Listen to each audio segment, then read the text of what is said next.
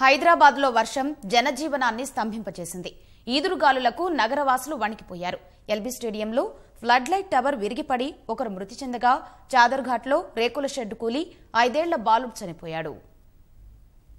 జంట నగరాల్లో ఈదురుగాలులు, ఉరుములు, మెరుపులతో కూడిన వర్షం నగరవాసుల్ని బెమ్మేలెత్తించింది. అనేక ప్రాంతాల్లో విద్యుత్ సరఫరాకు అంతరాయం ఏర్పడింది. ఎల్బీ స్టేడియంలో ఫ్లడ్ లైట్ టవర్ కుప్పకూలింది. ఈ ప్రమాదంలో జీఎస్టీ ఉద్యోగి సుబ్రహ్మణ్యం మృతి చెందగా మరో 2 గాయాలయ్యాయి. బాధితులను ఆస్పత్రికి తరలించారు.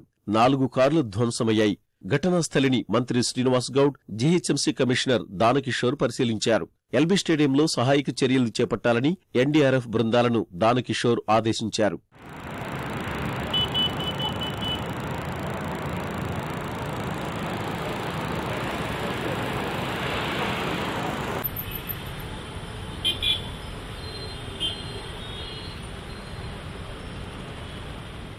చాదర్ఘాట్ పోలీస్ స్టేషన్ పరిధిలోని శంకర్ నగర్లో ఈదురుగాలులకు పెంట్ హౌస్ రేకుల షెడ్డు కూలి 5 ఏళ్ల బాలుడు మృతి చెందాడు. తిరుమలగిరిలోని కేంద్రీయ విద్యాలయం వద్ద భారీ వృక్షం నేలకూలింది. సైనిక బలగాలు క్రేన్ సహాయంతో తొలగించాయి.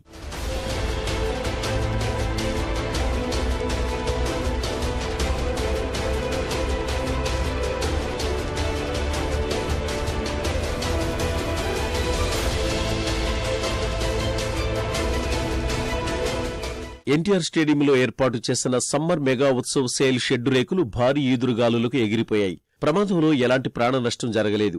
మేళాలో ఏర్పాటు చేసిన 120 స్టాల్స్లో దాదాపు 10 మంది వ్యాపారులకు తీవ్ర నష్టం జరిగింది.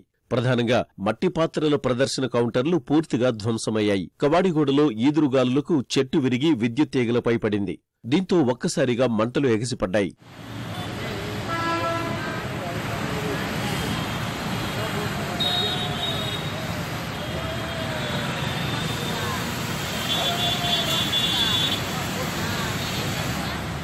హైదరాబాద్లో కురిసిన వర్షం, ఈదురుగాలులకు నగరంలోని పలు ప్రాంతాల్లో ఫ్లెక్సీలు, రేకుల ఇళ్ల పైకప్పులు ఎగిరిపోయాయి. పెద్ద సంఖ్యలో చెట్లు నేలకూలాయి. తార్నాక, లాలాపేట్, హబ్సిగూడలో రోడ్లపై వర్షపు నీరు నిలవడంతో వాహనదారులు అవస్థలు పడ్డారు.